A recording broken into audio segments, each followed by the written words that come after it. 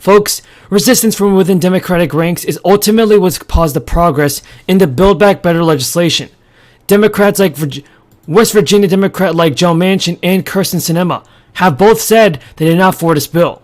But Yellen and the rest of the Biden administration have disputed those concerns and have tried to show that they already enacted infrastructure bills, and the Build Back Better plan will help address supply chain issues and high inflation. Now, since it is clear the economy will not be negatively impacted by the passage of Biden's spending bill, there is no reason for Senators Manchin and Sinema to not be in favor of the bill. I think, in fact, that it's absolutely ridiculous how Manchin and Sinema are so opposed to passing the Build Back Better plan. The plan will really help so many Americans financially right now, everybody. And Senator Manchin said that negotiations on Joe Biden's economic legislation will start again at square one. Manchin told Insider News that we'll be starting from the scratch and that he's hoping to talk to everybody. That's just the beginning. Manchin also appeared far more interested in forging a bipartisan election reform bill with negotiations underway. Manchin said during the interview, "We can work on everything." So I do think that Congress can get this bill done if they work hard enough and actually do what it takes this time to help out the American people. Now, the White House did not immediately respond to comment, but the White House Chief of Staff told the Wall Street Journal that Biden administration officials aim to restart talks with Joe Manchin, privately and directly. Manchin talked about his concerns ranging from the national growing debt to the ongoing crisis, with him urging that it needed to be addressed before he could get on board with Biden's big bill. In fact, Manchin told reporters, "The main thing we need to do is take care of inflation, get the financial house in order, and get a tax code that works. Now take care of the pharmaceuticals. Businesses are gouging out people with high prices, so we can fix that," they said. I don't know, everybody. I'm not sure if President Biden can do this all on his own. But I do hope that he does what it takes and sends out more stimulus checks. It's definitely possible, but it's going to be tough. Very good news with the fourth stimulus check. Lawmakers in Congress have proposed a new plan that would increase monthly benefits for Americans. Some Social Security beneficiaries can expect a $1,400 payment this year. And there's even a lot of good news about Social Security, SSI, SSDI, and as well as the VA benefits. So continue watching this video to learn the newest and reliable news about the fourth stimulus check. The SSI program is designed to provide a basic income to seniors and people with disabilities. Well, the fact is that supplemental security income benefits haven't changed in years. But now there's a new push in Congress to change that. These changes will greatly affect millions of senior citizens across the country. Since federal benefits for SSI recipients have not been updated in years, lawmakers are coming up with new bills that will make changes to the program. One piece of legislation has been proposed by Congress. A Senate Finance Committee held the first hearing on the SSI program since 1998. This is a sign that lawmakers are making moves to increase and raise the benefits of Social Security. Thank you very much. Thank you very much. Thank you very much, Mayor Suarez of Miami, for your kind and generous introduction. I wish you much success as you begin your new term as President of the U.S. Conference of Mayors.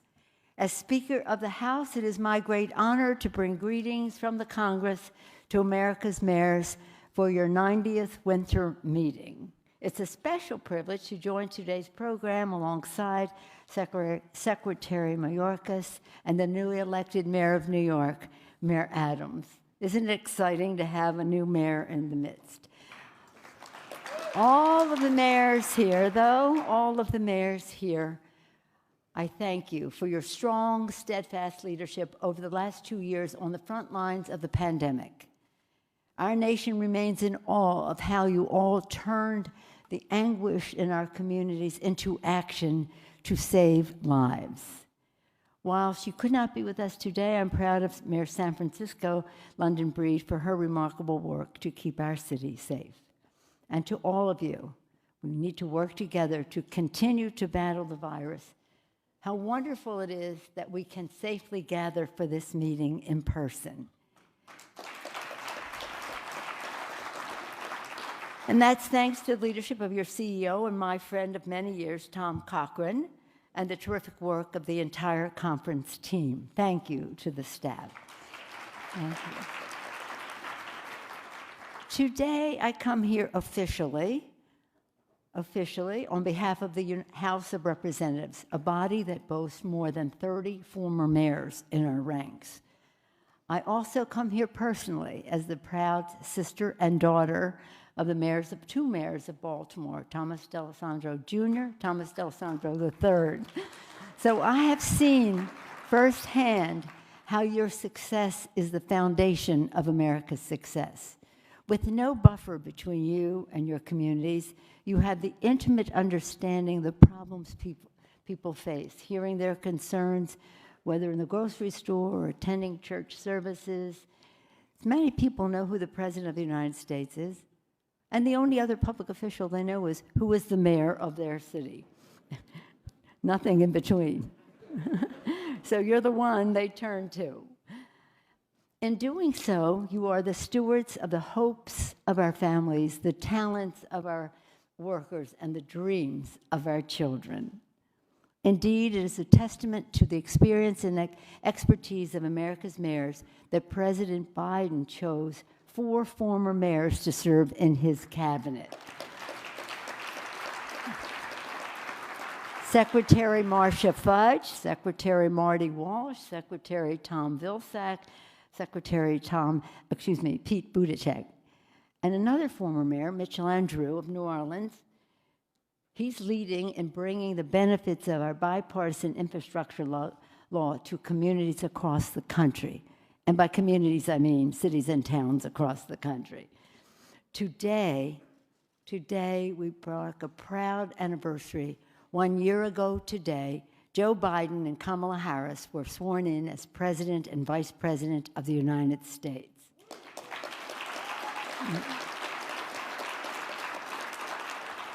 Since that historic day, we have seen one of the most impactful first years of a presidency in modern times. In modern times. Getting shots in the arms of millions of people, putting money in pockets, delivering the best year of job creation on record. Working together, President Biden and the Democratic Congress, working with all of you, built a strong foundation for much of this progress with our American Rescue Plan. And it is my privilege to bring you the immense gratitude of our House Democratic Caucus for your committed partnership in helping enact this life-saving, law-changing bill, which changed relief delivered directly to you. Now, I was telling Tom Cochran and other mayors backstage that when we were doing the bill the first time last year, the year before, 19 and 20, and so when we're doing 20, the first bill, the senators would say, well, we've been governors and we think this should go through the states. Really? Well, we've been mayors and we think it should go through the cities.